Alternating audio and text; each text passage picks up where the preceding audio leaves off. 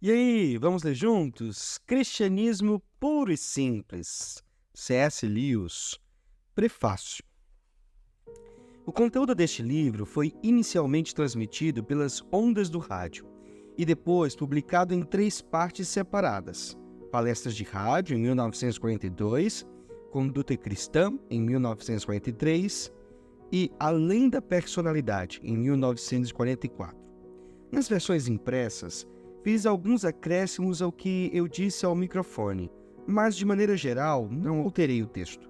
A meu ver, uma preleção de rádio deve se parecer ao máximo com uma conversa, isto é, não deve soar como um ensaio acadêmico sendo lido em voz alta. Assim, em minhas palestras procurei empregar todas as contrações e coloquialismos que costumo utilizar no meu falar habitual. Tentei reproduzir esse feito na versão impressa. E toda vez que enfatizava a importância de uma palavra pela entonação da voz na versão impressa, eu a escrevia em itálico. Entretanto, agora estou inclinado a acreditar que isso foi um erro, um híbrido indesejado entre a arte de falar e a arte de escrever. Um orador deve usar variações de entonação para dar ênfase, porque o seu meio de comunicação se presta naturalmente a esse método. Contudo, um escritor não deve se valer de itálicos com o mesmo propósito, uma vez que dispõe de outros meios diferenciados para expressar as palavras-chave e, portanto, deve utilizá-los. Nessa edição, eliminei as contrações e substituí a maioria dos itálicos, reformulando as sentenças em que elas pareciam, mas isso sem, pelo menos assim espero, ter alterado o tom popular ou familiar que eu pretendia assumir o tempo todo. Também acrescentei alguns trechos e excluí outros quando percebia que minha compreensão dos assuntos havia sido aprimorada, quando comparada ao meu entendimento de 10 anos atrás, e também quando deparava com trechos que, a meu ver, pudessem ter sido mal interpretados na versão original. Aqui cabe um aviso ao leitor.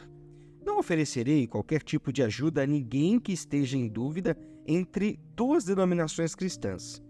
Em outras palavras, não espere de mim qualquer orientação no sentido de você se tornar um anglicano, católico romano, metodista ou presbiteriano. Essa omissão é intencional. Até mesmo a lista que acabei de apresentar está em ordem alfabética. E também não faço mistério sobre a minha posição pessoal. Sou um leigo dos mais convencionais da igreja anglicana, sem preferência especial pela alta ou pela baixa igreja. Tampouco por qualquer outra coisa. Até porque, nesse livro, minha intenção não é converter ninguém à minha posição particular, pois desde que me tornei cristão, penso que talvez o melhor favor que possa fazer aos incrédulos que me cercam é explicar e defender a crença que tem sido comum a quase todos os cristãos de todos os tempos. Eu tinha inúmeros motivos para pensar assim. Em primeiro lugar, as questões que dividem os cristãos entre si muitas vezes envolvem pontos de alta teologia ou mesmo de história eclesiástica, que devem ser tratados exclusivamente pelos especialistas. Tais matérias estão fora do meu alcance. Nessas águas profundas não tenho condições de ajudar ninguém. Antes, preciso ser ajudado. Em segundo lugar, penso que se deve admitir que a discussão acerca desses pontos controversos não tem qualquer chance de trazer uma pessoa de fora para o seio do cristianismo. Se insistirmos em escrever e falar sobre isso, a probabilidade de desencorajarmos essa pessoa a ingressar em uma comunidade cristã é muito maior do que a de atrairmos para a nossa denominação.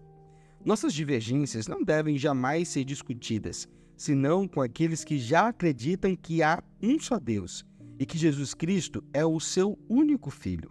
Por fim, tenho a impressão de que há uma quantidade maior de autores, e também mais talentosos, engajados nessas questões controversas do que em defesa daquilo que Baxter chama de cristianismo puro e simples.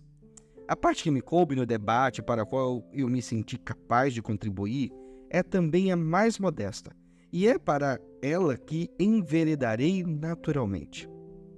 Pelo que sei, esses foram os meus únicos motivos, e agradeceria se as pessoas não fizessem inferências fantasiosas a respeito do meu silêncio sobre certas polêmicas. Por exemplo, tal silêncio não significa necessariamente que eu esteja em cima do muro. Por vezes, estou mesmo. Há questões em discussão entre os cristãos cuja resposta ainda não nos foi revelada. E há outras para as quais eu nunca terei uma resposta. Se eu as fizesse, mesmo em um mundo melhor, poderia receber uma resposta, até onde eu sei, como aquela recebida por um inquiridor bem superior a mim. O que lhe importa? Quanto a você, siga-me. Mas há outras questões sobre as quais tenho opinião formada. E mesmo assim me mantenho em silêncio, pois não estou escrevendo para expor algo que eu poderia chamar de minha religião, mas sim para expor o cristianismo puro e simples, que é e o que já era muito tempo antes de eu ter nascido, independente de eu gostar disso ou não. Certas pessoas tiram conclusões precipitadas do fato de eu nunca dizer mais sobre a Virgem Maria do que aquilo que está relacionado ao nascimento virginal de Cristo. Mas certamente meu motivo para não fazê-lo é óbvio, não é? Dizer mais do que isso me levaria imediatamente para âmbitos altamente controversos. E não há controvérsia entre os cristãos que deve ser tratada com maior delicadeza do que essa. As crenças católico-romanas nessa matéria não são defendidas com o fervor comum que se associa a todas as crenças religiosas sinceras, mas, muito naturalmente, com a sensibilidade peculiar e, por assim dizer, cavalheiresca que uma pessoa sente quando a honra de sua mãe ou sua amada está em questão. É muito difícil divergir do católico nesse ponto sem lhe parecer malcriado ou até um herege. Por outro lado, as crenças protestantes opostas sobre esse assunto evocam sentimentos que vão até as raízes de todo tipo de monoteísmo. Para os protestantes radicais, parece que a distinção entre o Criador e a criatura, por mais santa que seja, está sendo ameaçada pelo renascimento do politeísmo.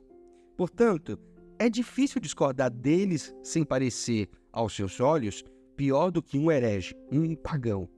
Se há um tema que poderia arruinar um livro sobre cristianismo puro e simples, se há algum tema capaz de tornar completamente improdutiva a leitura de pessoas que ainda não creem que o Filho da Virgem é Deus, certamente é esse. Por mais estranho que pareça, você não poderá tirar conclusões do meu silêncio no que diz respeito a temas polêmicos, nem mesmo que os considere importantes ou, ao contrário, sem importância, pois esse já é por si mesmo um dos pontos polêmicos. Uma das coisas sobre as quais os cristãos discordam acerca da importância da sua discordância. Quando dois cristãos de denominações diferentes começam a discutir, certamente não demora para que um deles pergunte se tal ponto realmente importa, e o outro responde, se isso importa, mas é claro, é absolutamente essencial. Estou dizendo tudo isso simplesmente para deixar claro que tipo de livro eu estive tentando escrever. Certamente não para ocultar ou tentar fugir à responsabilidade por minhas crenças pessoais, pois sobre elas, como eu disse antes, não há segredo. Para citar o tio Toby, estão todas escritas no livro da oração comum. O risco maior que ocorria era, sem dúvida, de apresentar um cristianismo comum qualquer que fosse peculiar à Igreja Anglicana, ou, o que seria pior, a mim mesmo. Tentei evitar esse tipo de coisa enviando o manuscrito original do que é atualmente o livro 2 para 4 clérigos, um anglicano, um católico romano, um metodista e outro presbiteriano, e submetendo a crítica deles. O metodista achou que eu não havia falado bastante sobre fé. Já para o católico romano, eu tinha ido longe demais na falta de importância atribuída a teorias explicativas sobre a expiação. No mais, todos nós concordamos. Não submeti os outros livros a um veto semelhante, porque, embora possam suscitar diferentes opiniões entre os cristãos, são somente divergências individuais e entre escolas de pensamento, não entre denominações. A julgar pelas resenhas e inúmeras cartas que me foram escritas, o livro, por mais que seja limitado em outros aspectos, alcançou sucesso ao menos em apresentar um cristianismo concordante, ou comum, ou central, ou puro e simples. Nesse sentido, poderia ser útil refutar a acepção de que, se omitirmos os pontos divergentes, todo o restante seria um vago e minguado máximo divisor comum, MDC. O MDC é algo não apenas positivo, mas também pungente, que se distingue das crenças não cristãs por um profundo abismo que não é em nada comparável nem mesmo às piores divisões internas ao cristianismo. Se eu não tiver servido diretamente à causa da reunificação, talvez tenha deixado claro por que deveríamos nos reunificar. Eu certamente já deparei com o afamado odium theologicum de membros convictos pertencentes a outras comunidades cristãs. Porém, a hostilidade vem mais da parte daqueles que estão à margem, seja os de dentro da igreja anglicana, seja de fora. Em outras palavras, aquelas pessoas que não são membros de nenhuma comunidade. Acho isso curiosamente consolador. É no centro onde habitam os seus filhos mais honestos, que cada comunidade está de fato mais próxima da outra em espírito, se não em termos de doutrina. Isso sugere que no centro de cada uma há algo ou alguém que, apesar de todas as divergências de crença, de todas as diferenças de temperamento e de todas as memórias de perseguição mútua, fala a mesma língua. Isso é tudo o que eu tenho a dizer sobre as minhas omissões relativas à doutrina. No livro 3, que trata da moral, também fiquei em silêncio sobre algumas coisas, mas por um motivo diferente. Desde que servi como soldado na Primeira Guerra Mundial, passei a ter uma aversão a pessoas que fazem exortações aos homens que estão na linha de combate enquanto elas próprias estão confortáveis e seguras. Em decorrência disso, tenho certa relutância em falar muito de tentações às quais eu mesmo não estou exposto. Parto do pressuposto de que nem todos são tentados por todos os pecados. A compulsão pelo jogo, por exemplo, não faz parte da minha natureza. E, sem dúvida, o preço que pago por isso é a falta de algum impulso bom da qual a minha compulsão seja o excesso ou a perversão. Portanto, não me sinto qualificado a dar conselhos sobre o que é permissível ou não no jogo, se é que há algo permitido, pois não me atrevo nem mesmo a afirmar que tenha esse conhecimento. Também não falei nada a respeito de controle de natalidade, pois não sou mulher e nem mesmo casado ou um reverendo, portanto, não me vejo em condições de defender uma posição firme sobre sofrimentos, perigos e o preço daquilo de que estou protegido. Além disso, também não exerço nenhuma atividade pastoral que me obrigue a isso.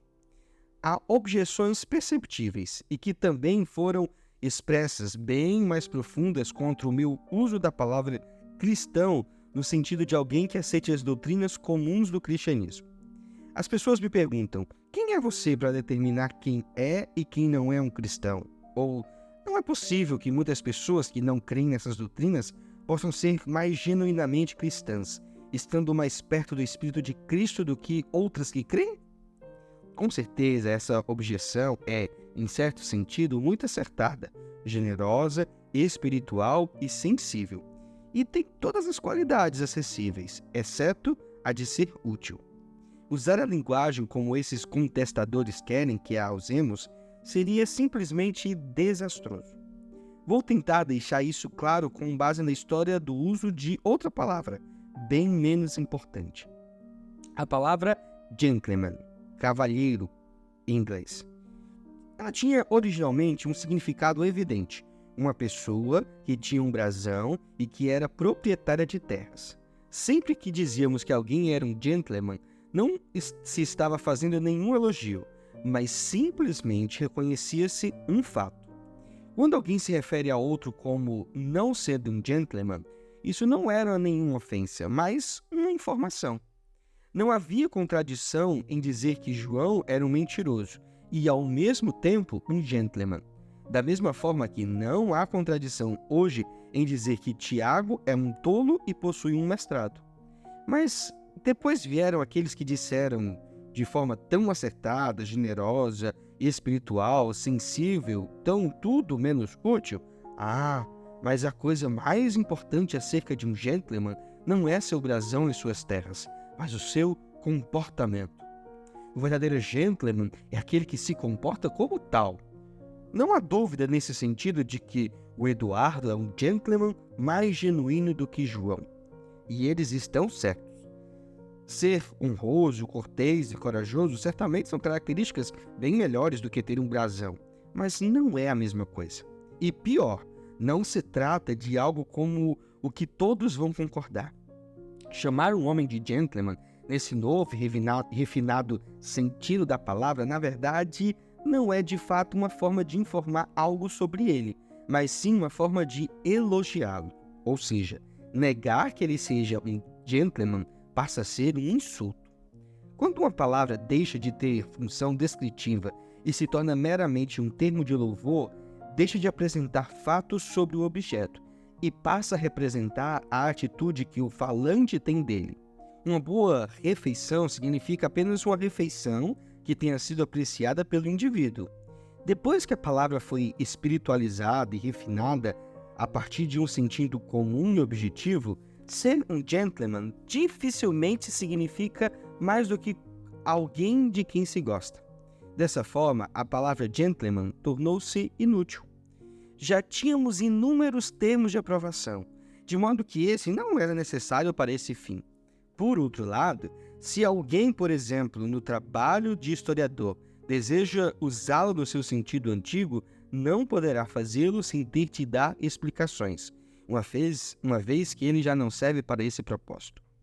Agora, se permitir que as pessoas comecem a espiritualizar e refinar, ou como elas poderiam alegar, aprofundar o sentido da palavra cristão, ela também será em breve uma palavra sem utilidade. Em primeiro lugar, os próprios cristãos já não estarão em condições de aplicá-la a ninguém. Não cabe a nós dizer quem, no sentido mais profundo do termo, está mais próximo do Espírito de Cristo. E também não conseguimos olhar dentro do coração das pessoas. Não cabe a nós fazer tal julgamento e, na verdade, somos proibidos de fazê-lo. Seria a mais pura arrogância dizermos que alguém é ou não um cristão nesse sentido refinado. E, obviamente, uma palavra que nunca pode ser aplicada jamais se tornará muito útil. Já os incrédulos, sem dúvida, ficarão contentes por usar a palavra no sentido refinado, uma vez que, na boca deles, ela não será mais que elogio. Ao chamar alguém de cristão, para eles, isso não significará nada além de que aquele indivíduo é um bom homem.